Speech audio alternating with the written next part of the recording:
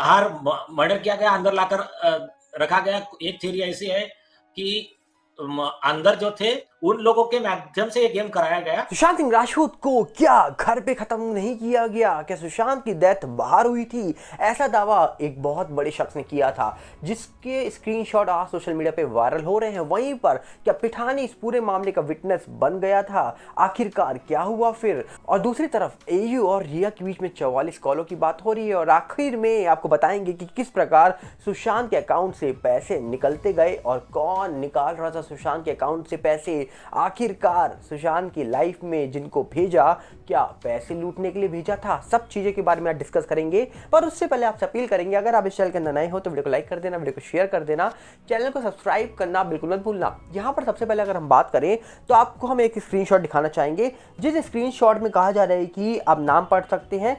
इन्होंने क्या ये सही में 12 सितंबर 2020 को ट्वीट किया था? क्योंकि ये स्क्रीनशॉट सोशल मीडिया पे वायरल हो रहा है। ये बड़े एडवोकेट हैं। इन्होंने लिखा था Sushant was murdered but not his flat. अब कहीं ना कहीं इन्होंने लिखा साफ साफ सुशांत सिंह के साथ गलत हुआ, पर अपने घर पर नहीं। तो आखिरकार कहां पर हुआ, ये इंपॉर्टेंट सवाल है। टेरिस पर, किचन में, बाथरूम में, या फिर कहीं और? ये बहुत इंपॉर्टेंट है कि आखिरकार सुशांत सिंह राजपूत के साथ गलत तो हुआ, ये तो बहुत बार सुना, पर आखिरकार ये भी थ्योरी निकल गया इस पूरे मामले में कि घर पर कुछ नहीं हुआ, ये सब बाहर कहीं पर हुआ। कहाँ पर हुआ ये सब कुछ? ये बहुत इंपॉर्टेंट सवाल है इस पूरे मामले में, जिसका जवाब आज भी देश की जनता जानना चाहती है।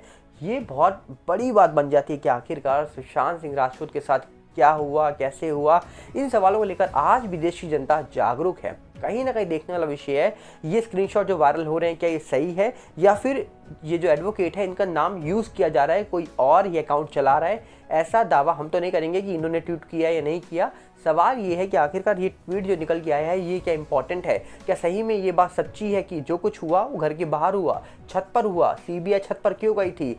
स्टाफ मेंबर छत पर क्यों लेके गए थे सीबीआई को? बहुत इंपॉर्टेंट सवाल है इस पूरे मामले में। वहीं पर अगली तरफ अगर हम बात करें तो इस पूरे मामले में पिठानी को लेकर एक बात निकल के आती है कि भैया जो पिठानी है, क्या वो शख्स इस पूरे मामले का विटनेस बन गया था? क्योंकि कहा जाता है कि भैया एक खबर छपी थी, ये खबर शायद रिपब्लिक की है, क्योंकि पूरा रिपब्लिक आर्टिकल लग रहा है। इसमें लिखा हुआ है कि सीबीआई इस पूरे मामले में 302 लगाने वाली है और पिठानी विटनेस बन गया है। ऐसा दावा भी किया गया था कि पिठानी में टर्न विटनेस, मतलब कहीं ना कहीं पिठानी विटनेस बनने वाला है या बन गया है, कुछ इस प्रकार छापा गया था। तो क्या सही में सिद्धार्थ पिठानी इस पूरे मामले में विटनेस के तौर पर निकल के आ जाता?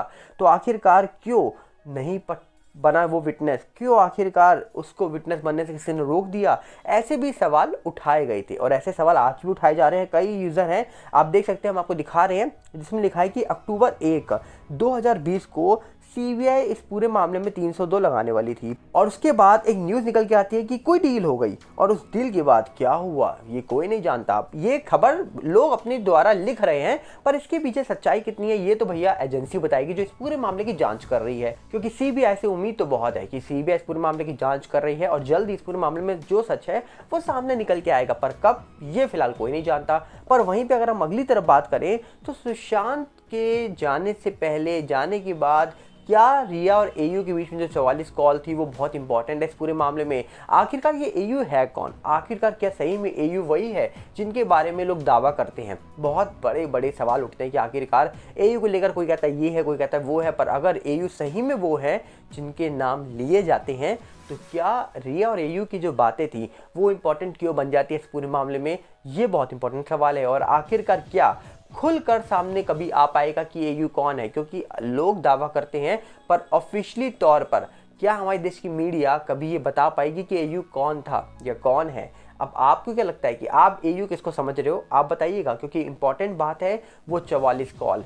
अगली तरफ अगर हम बढ़ें तो कहा जा रहा है कि एक इंपॉर्टेंट चीज़ जो इस पूरे मामले में बहुत इंपॉर्टेंट है कि सुशांत के अकाउंट में जब 4 करोड़ 70 लाख रुपए थे, तो अचानक से वो पैसे कम कैसे हो गए? एक आर्टिकल निकल के आ रहा है सामने, और ये आर्टिकल को शेयर करते हुए कहा जा रहा है कि कुछ लोगों ने दावा करा कि रिया और उनके परिवार के ऊपर आरोप लगाए हैं इन्होंने, और लिखा है कि सुशांत के सारे पैसे हड़प लिए। सुशांत क्यों चुप था? क्यों वो भैया कुछ भी एक्शन नहीं ले रहा था, किसने उसको रोका हुआ था, कुछ इस प्रकार भी सवाल उठाए इन्होंने। अब आपको बताते हैं कि इन्होंने शेयर क्या किया है। इन्होंने शेयर किया है अपने ट्विटर के माध्यम से कि अक्टूबर 14, 2019 को सुशांत के बैंक अकाउंट में 4,70,00,000 रुपए थे। उसी दिन सेम डे 81,000 मतलब 81,901 रुपीज़ को ट्रांसफ़र किया गया रिया के भाई के अकाउंट में फ्लाइट एक्सपेंस के तौर पर। अगले दिन मतलब 15 अक्टूबर 2019 को 4,70,000 रुपये ट्रांसफ़र हुए होटल एक्सपेंसेस के लिए, जो रिया के ब्रदर के लिए कादर के ट्रांसफ़र किए गए। अगेन सेम डे 4,30,000 रुपये ट्रांसफ़र हुए दिल्ली के ताज होटल में स्टे करने के लिए। उसके बाद कहा जा रहा है कि 16 अक्टूबर को 76,000 रुपीज़ ट्रांसफ़र किए गए टिकट्स के लिए रिया एंड शौविक फॉर दिल्ली। अब दिल्ली के लिए मतलब उनको फ्लाइट रेट लेनी होगी, तो उसकी टिकट के लिए रिया और शौविक के लिए 76,000 रुपये ट्रांसफ़र कर दिए। Over the next few day मतलब अगले कुछ दिनों के बाद कहा जा रहा है कि several unexplained cash transaction in lakhs मतलब कई सारे पैसे लाखों में कहा जा रहा है कि ट्रांजेक्शन हुए, उसके बारे में कोई डिटेल नहीं है।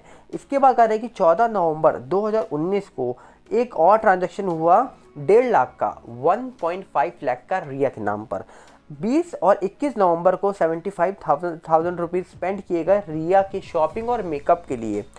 24 नवंबर को रिया ने शॉपिंग करी 22,220 रुपये की।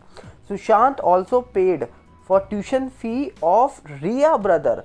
रिया के भाई की ट्यूशन फीस भी सुशांत के अकाउंट से जा रही थी, ऐसा भी दावा किया गया। अब सोचिए, ये बहुत इंपॉर्टेंट सवाल बन जाता है इस पूरे मामले में, अगर इसके बारे में चर्चा की जाए तो बहुत इंपॉर्टेंट है। और इन सब चीज़ों की वजह से ही इस मामले में ईडी की एंट्री हुई थी और ईडी के आने के बाद और सारी चीज़ें निकल के आई थी। अब इन बातों की हम पुष्टि तो नहीं करेंगे क्योंकि ये बातें सोशल मीडिया के माध्यम से निकल के आ रही हैं, ट्विटर के माध्यम से शेयर की जा रही हैं। हमारा काम है आप तक शेयर करना इस बातों को। अब देखने वाला विषय होगा कि आखिरकार क्या सही में ये सब चीज़ें हुई थी। अगर हुई थी तो सीबीआई, एनसीबी, ईडी के आने के बावजूद इस पूरे मामले में आज तक क्यों कुछ नहीं हुआ?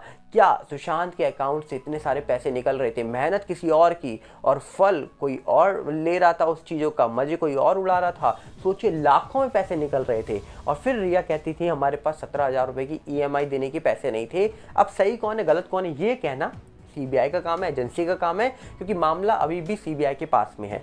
तो हम उम्मीद करेंगे कि जल्द ही जो भी सच है इस पूरे मामले का वो सामने निकल के आएगा। फिलहाल कुछ कहना तो गलत होगा इस पूरे मामले को लेकर, पर उम्मीद ही की जा सकती है कि जल्द ही इस पूरे मामले का जो भी सच है फाइनल कंक्लूजन सीबीआई की टीम सामने रखेगी देश के। और इस मामले में कई सवाल जो उठ रहे हैं उन सवालों को देखा जाए तो आज भी लोगों के मन में बहुत सारे सवाल हैं, पर सवाल उठाने और सवाल पूछने से अच्छा है कि इंतजार करिए, जल्दी उम्मीद है कि सीबीआई इस पूरे मामले में फाइनल कंक्लूजन सामने रखेगी।